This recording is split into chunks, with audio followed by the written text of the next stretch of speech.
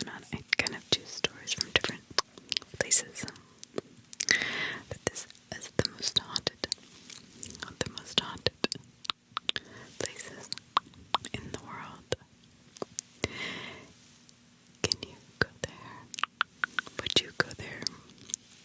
I'd be curious to know what your thoughts are on the most haunted places in the world. Demons are beings that have never lived on this earth in human form. Some say they are interdimensional, and others say they are like alien creatures that roam this earth. Now,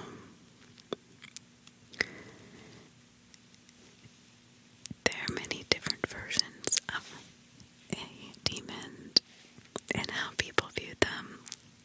There are a lot of information in the Bible about demons, and that demons are really here, that they are accepted by God's okay in the Old Testament, by the lost souls that need either redirectioning or will be lost forever. And apparently there has been different perspectives of the Bible that say that this is how it is interpreted.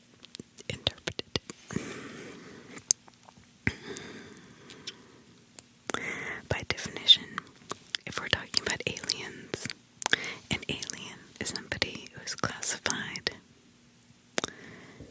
as being not from this earth. However, we call people from other countries aliens, like illegal aliens, so they are from Earth. I'm not sure how that is a real definition,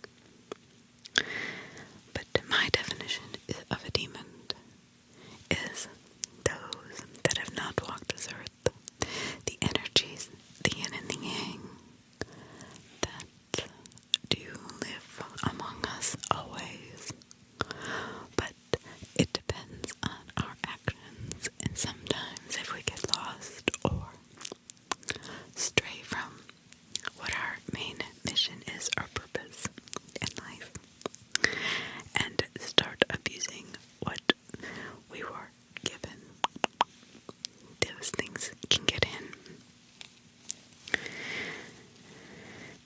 So if the demon never lived as a human being on earth, then by definition it would be, moreover, even God, who is not from the earth, just because he created it by definition, would be an alien being.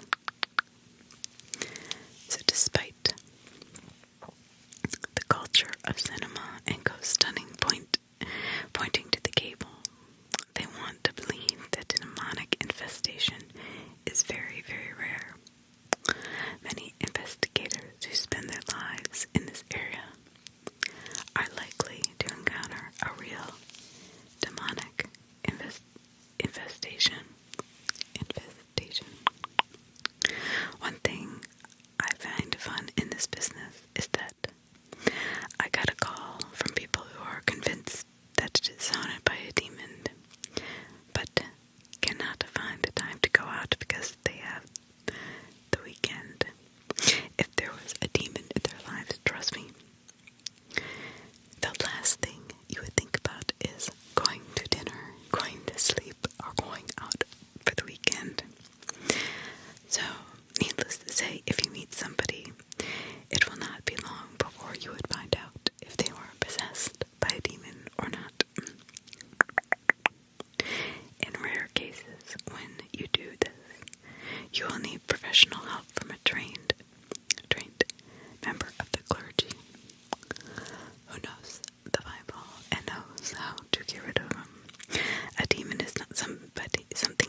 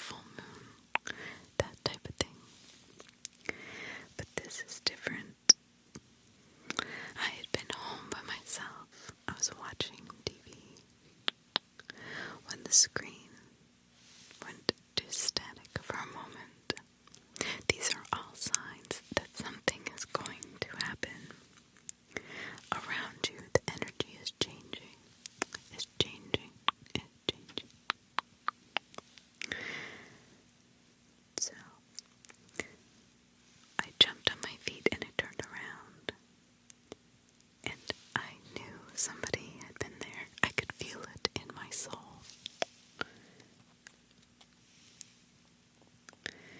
But what does that mean to normal people?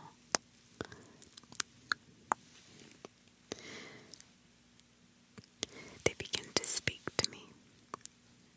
They don't necessarily speak to everybody. You have to be willing to listen. That is the main problem, is that people do not like to listen to the things that scare them the most.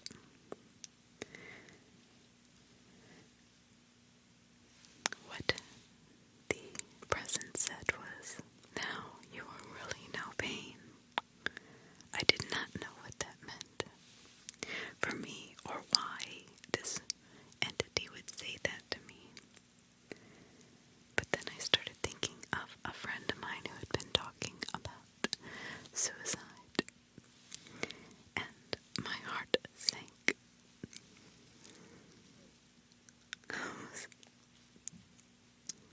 I tried to ignore it, but I couldn't. I was distracted from this voice all day.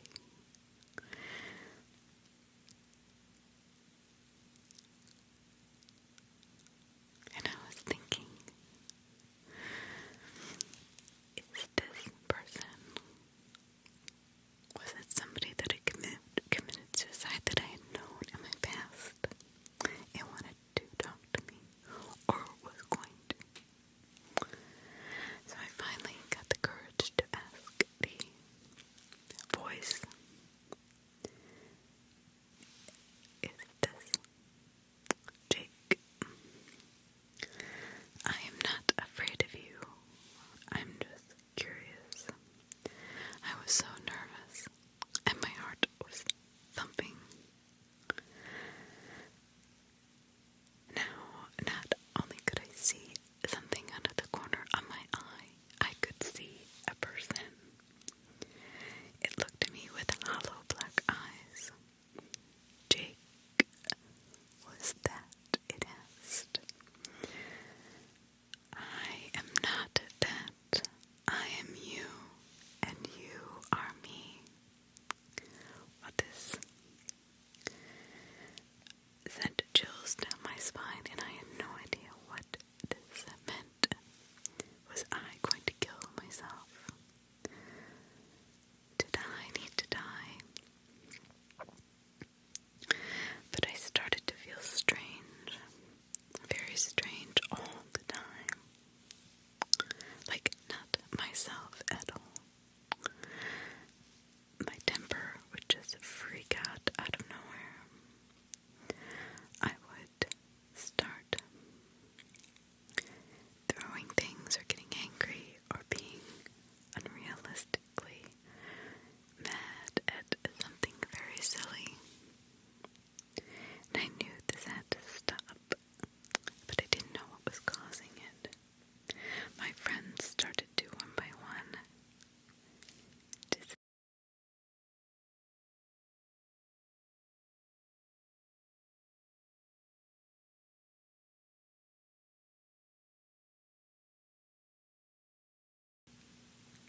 they started to realize that I wasn't the calm and patient person that I once was. And then that's when the demon's words started to make sense.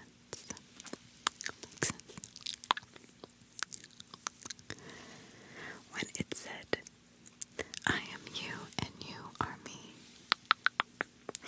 could it have meant that the demon wanted my soul? Did it want to take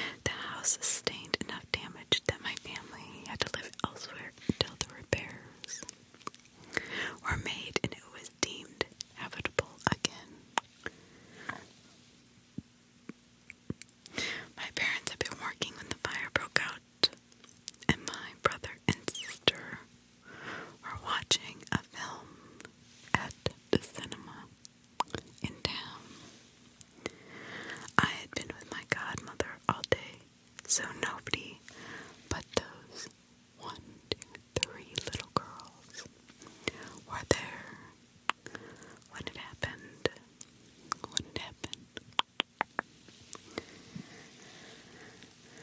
A few years later, I had gone back to visit this house that my parents fixed up and sold because we could no longer live there after what had happened. It was too much. I remember my mother telling me a story about something strange that happened just a few days before the fire broke out. She told us that for 3 consecutive nights, she heard a knocking on the front door. Late in the evening. The strange part was the screen door was locked at the time, so it should have been impossible for someone to knock on the main door. Yet my mother, not being superstitious at all and being very logical, knows what she heard. But after the fires, she mentioned that to me and my sister, and my sister said that she not only heard the knocking too, but she also heard some voices that she thought were the girls, but it couldn't possibly be because the girls were asleep, but she thought they were joking around. So she got up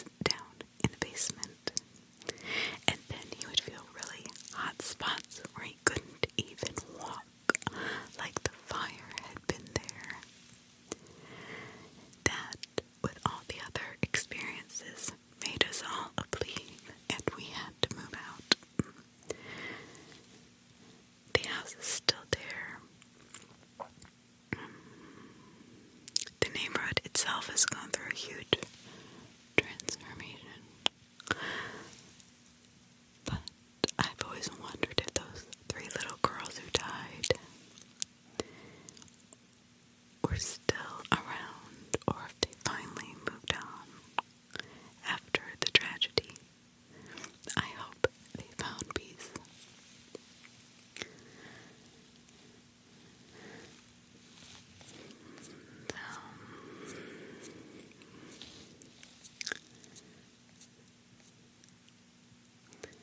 Clatter, clatter, clatter. It started around the second week before Christmas. Me and my girlfriend and my cousin were all living together in a house when we started hearing strange noises coming from above the living room, where my bedroom was. It started off as a odd little bang every now and then, like someone was thumping their fists on the wall. The first few times it happened, I went upstairs to check my room. And I could see no one, or figure out where the noise was coming from. But as soon as I reached the top of the stairs, the noise always stopped, which I found very strange. After a while, I gave up going to check. There was never anyone there, and the noises always stopped when I went up anyway. But after the second week of loud bangs turning into scraping noises, as though furniture was being moved around. At this point, my girlfriend and cousin both started to freak out. I got up to go and check, thinking that my room would be a mess, the furniture strewn across the floor. But there was nothing.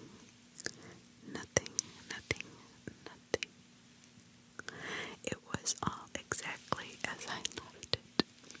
But all 3 of us had heard it, so it's not like one was telling the story, hearsay of another. We were all there, all experiencing the noises. Since Christmas and New Year, I'd been out for a few drinks with my lads. While I was out of the house, my girlfriend told me that the noises completely stopped, as though it never had begun. I think she was quite happy about this, though, since I was not there to protect her if anything did happen. But this whole thing did not just stop with the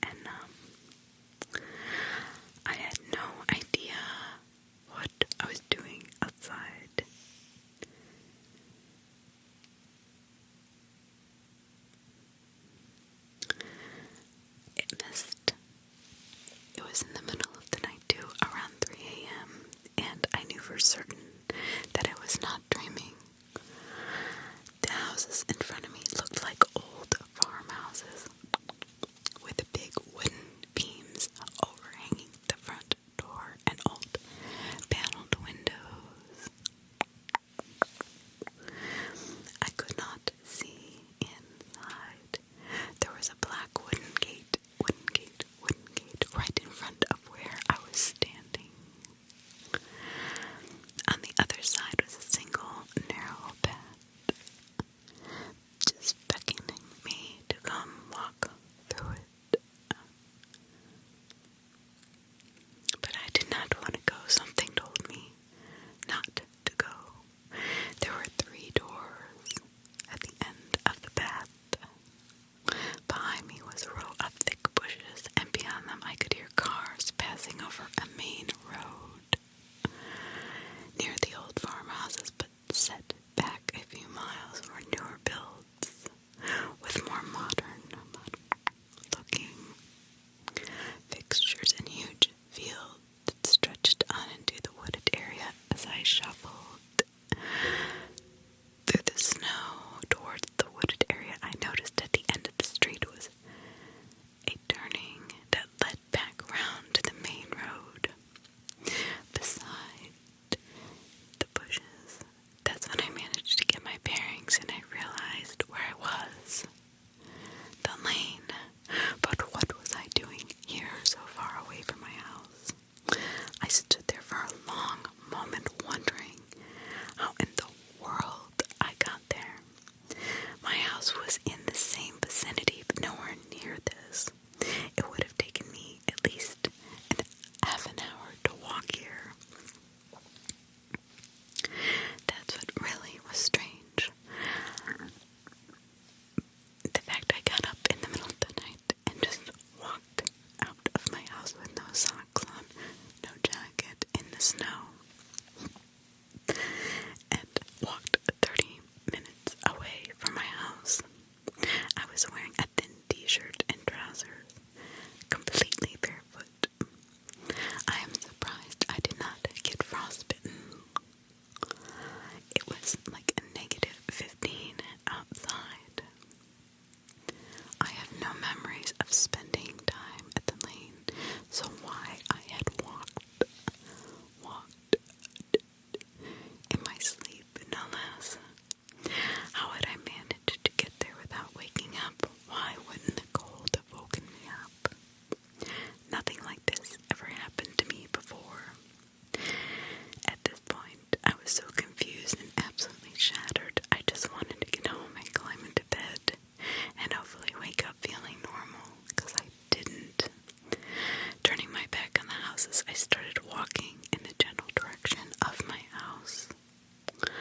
I had a good few miles to cover before I got home. I was so cold, shivering, and my feet hurt so bad. It was biting into me, and I could feel every stone, every sharp piece of gravel that dug into my body. When I was back at the main road, I kept an eye out for a taxi, but because it was so late, there were not many cars out. My pockets were completely empty too, so I did not even have a phone I could call to ring someone so they could pick me up. I would not have done this normally, so I know something had to have been guiding me. After what seemed like an hour later, I finally made it to my front door. I was shaking so profusely. My girlfriend was sitting waiting for me, worried to death. She thought that I must have come home drunk and wandered off, leaving the front door wide open. I told her exactly what had happened about waking up outside those houses on the lane, but she did not seem to believe me and kept laughing as though I was making it all up. But why would I walk out there in the middle of the night and try to kill myself by freezing to death without a phone to ring her or money for a cab? I finally got to bed, really annoyed with her,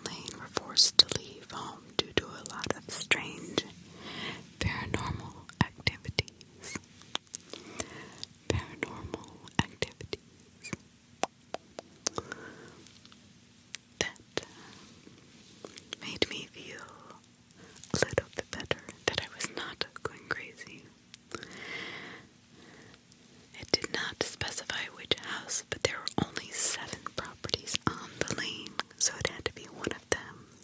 And the 3 of them were the older looking farmhouses I'd woken up in front of. So now I narrowed it down to 3.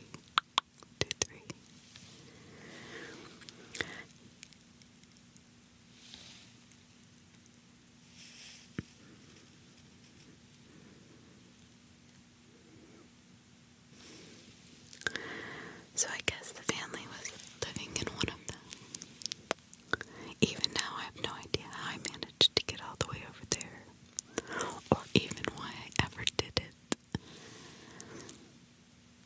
From my house, it was just so far away and I'd never been there. I guess it was just an unusual case of sleepwalking, or was it something else calling me there? If I had walked down the path that I felt pulled to, would I have discovered something? Now whenever I drive down the main road in front of the houses, and I drive past the lane, my stomach feels sick and tightens when I remember that night.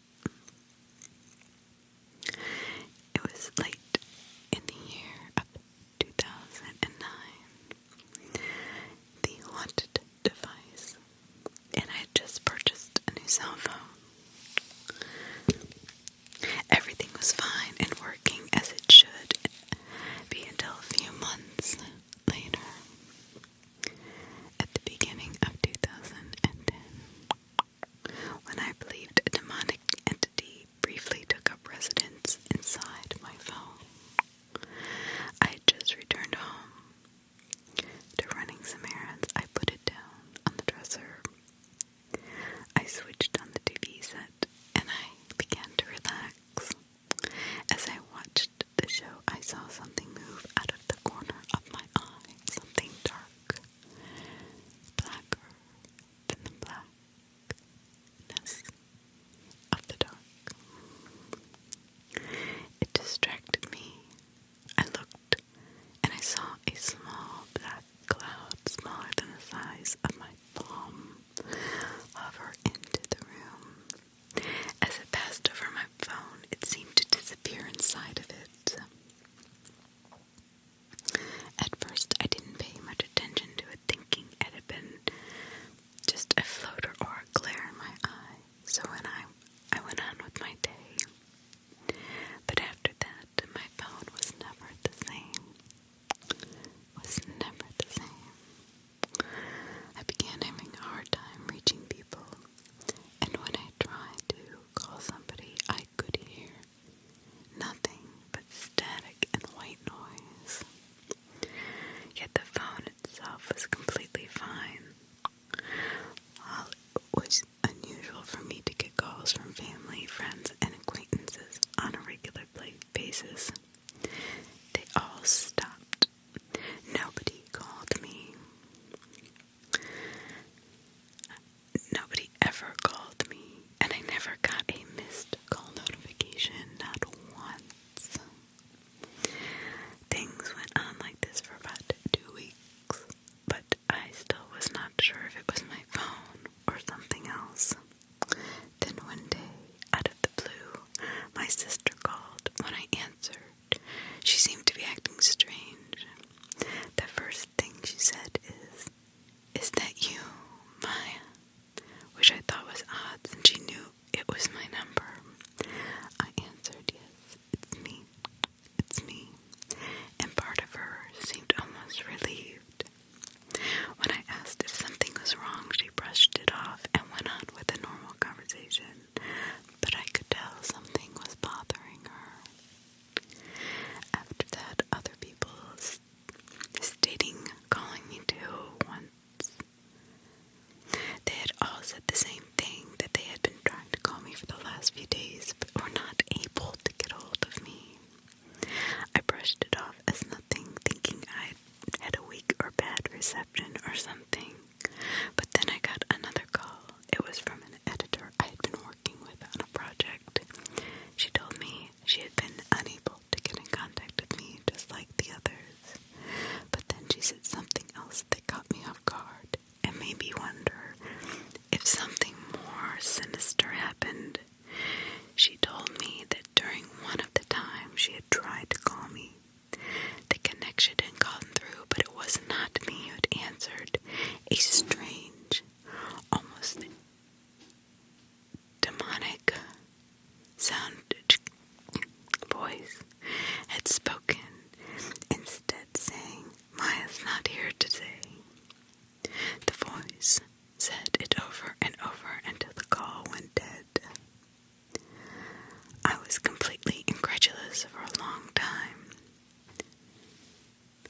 she told me that, trying to wrap my head around it, until it hit me, I remember that day I saw the black smoke like a substance disappear into my phone. That day was the day my phone started acting up.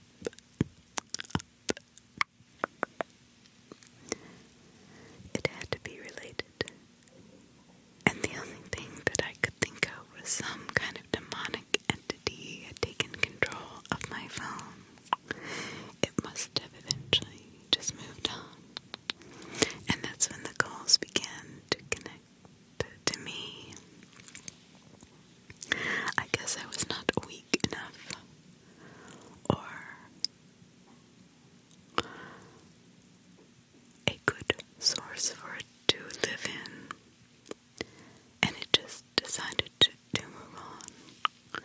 It could not detect any weakness in me, for I was not afraid of demons or spirits, and maybe it could sense that. To this day, I still wonder what the voice in my phone had told people when they had tried to call. I had no doubt it had attempted to scare them away. My friends and family never told me though, and I did not mention it again. I got the feeling they rather would just forget about it completely. Formations. Formations. Formations. Formations. Formations. Formations. Formations. It happened one morning while I was sitting alone in my room. I started to hear a strange sort of rustling noise, only faint but very consistent. I tried to ignore it, thinking it was nothing at all. But the more I ignored it, the more it became aggressive. It grated on my nerves because of not only its persistence, but how loud and aggravating and mind-bending, powerful it had over me, the power it had. I got up to look around for the source of the sound, but as soon as I did, it stopped. A few days after that, my parents and I were sitting in the dining room when my dad suddenly stopped what he was doing, looked down at the floor, and when we asked him what he was doing or what was wrong, he told us that something had just shot across the room. Something small and black. He was worried that an animal from the outside had gotten into the house. We got all up and searched for this animal, but we found nothing, just like the noise. I shrugged it off. It was nothing. It couldn't be anything. At that time, I did not think of any kind of significance, but since then, I've read up on a little paranormal activity and became clear that any sort of black mass is usually often a sign of an omen, a bad omen, a bad omen. Another weird thing that used to happen was our dog would sometimes start walking around and around in a circle in a very specific spot in the living room. It was odd behavior for him, since he did not do it anywhere else in the house. But a few years later, when my parents finally decided to change the carpets, they had difficulty pulling them off the floor, as almost though the underlay had melted with the floorboards. Now, why would this be? That is so strange. Why would it melt to the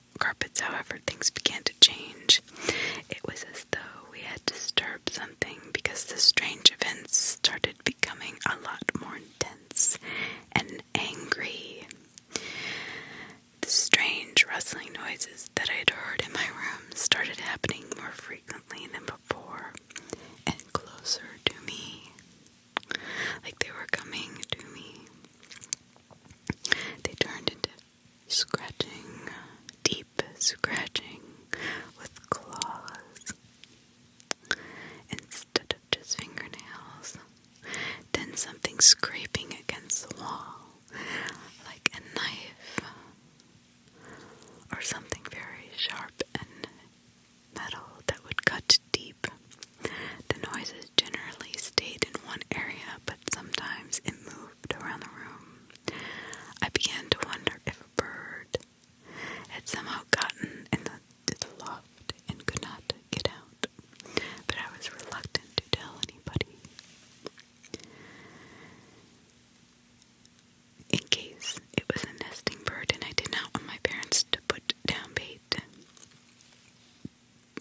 I soon figured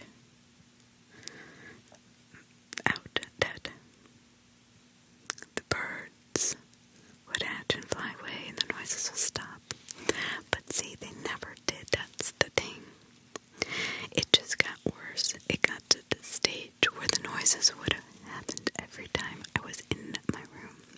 And it would just get louder and louder and louder and louder and louder and louder. Never giving me a break. I struggled to sleep. I would try and get some sleep during the day whenever I could, but the constant scratching just wouldn't let me rest. I knew I would have to do something. I eventually told my dad that I suspected some kind of animal was living in the walls, but whenever I tried to show him the noises, they would of course stop.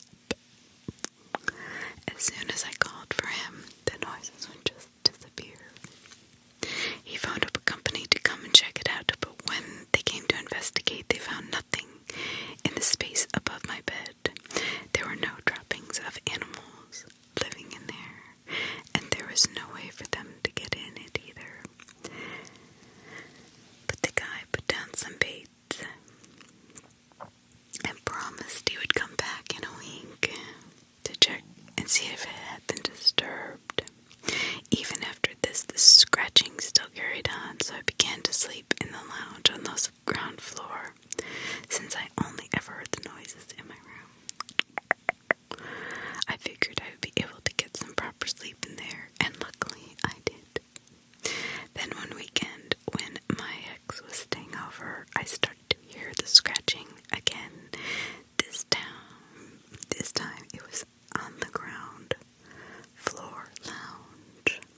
It sounded like it was coming from the dining room, so I snuck upstairs to investigate, but there was nothing. Absolutely no explanation for it either. It made no sense. But since my ex could hear it too,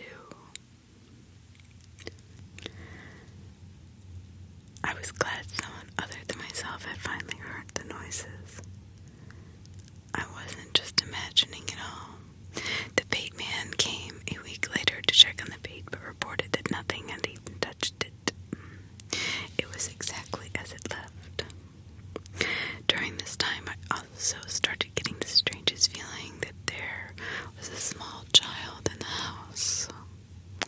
My sister and I would feel sudden cold spots next to us or in front of us. When we would ask one of our parents to put their hand in the cold spot, it would vanish. I started to suspect that the child was afraid of adults for some reason. It also seemed to me as though the child, whoever they were, was somehow being controlled to do things around the house by a more powerful being. I know that sounds crazy, but things went missing or moved by themselves a lot. But there was nothing to suggest it ever meant us harm, or at least not yet. I felt as though whatever was controlling it made the child think it was all just a game. But I have no idea. I do not know where this feeling came from, whether I genuinely sensed these things or if it just was my imagination. Maybe I was imagining all of this. I never had an explanation for any of the weird things that happened. I remember at one point my mom suddenly went missing. She relied on it a lot. So obviously she started to panic when she would not have it with her in case of an asthma attack. I went down to the ground floor and started saying, put it back now. Almost immediately, I heard a faint clatter coming from the toilet. When I looked inside, the inhaler was placed on top of the toilet. We would check the whole house in search of the inhaler, and it had not been there before. I began to hate being down on the ground floor. I hated to be in my room. It was controlling me, my life. The atmosphere down there seemed to change so much. It was so dark. It was so heavy and thick.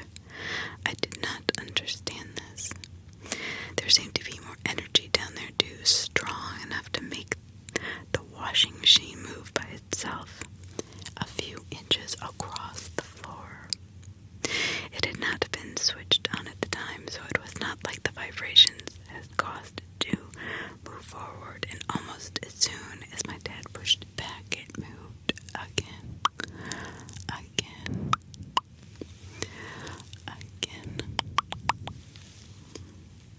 The energy had to be strong to move something so heavy because he could barely move it, a grown man. When it became apparent to the rest of the family that something strange was going on, my dad did the blessing of the house, saying a few prayers. Things calmed down a little after that. Even the scratching seemed too slow, but not everything went back to normal. One night I stayed up later than everyone else watching TV. I was alone, sitting in the room, when I heard a strange sort of rattling noise. I paused the television and looked around. I looked around for that noise, and this small black thing. And right in front of me through the dining room before vanishing into the kitchen. It was dark and late, and at the time I did not get a clear view of it, but I knew it was too big to be a rodent of any sort, although it was about the size of a large cat. I knew it could not be that either, and there was no way an animal that big could get inside the house without us knowing. Seeing it really freaked me out, but I was too scared to go upstairs for some reason, so I stayed on the couch.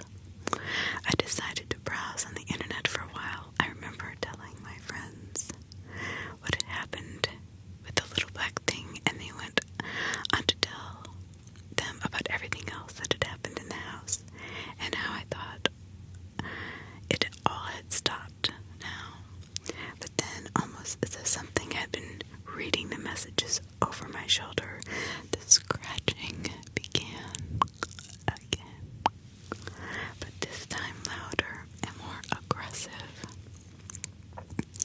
like it was angry at me.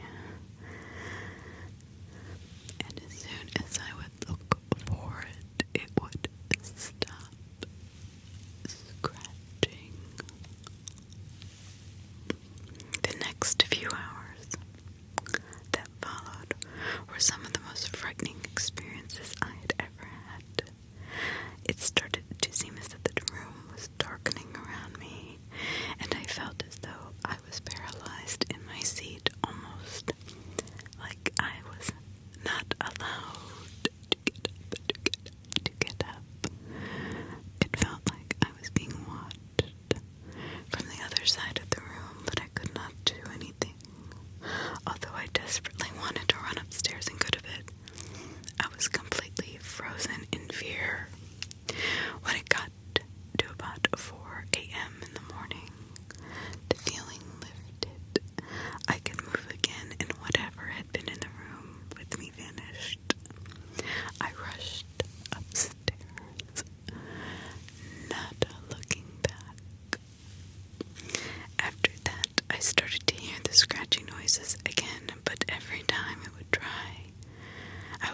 show somebody, it would stop.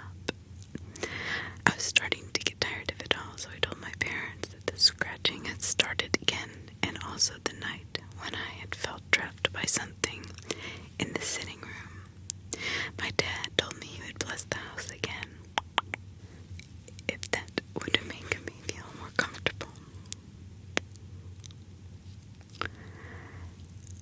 He would hang a cross up in my room. I was happy to try anything if it meant that the noises would go away and I could get some sleep. Until I woke up in the middle of the night to something thudding against the wall and scratchy noises coming from more than one place. It was pissed and it was noisy. I did not understand how my parents could not hear this. I ended up bursting into tears, terrified.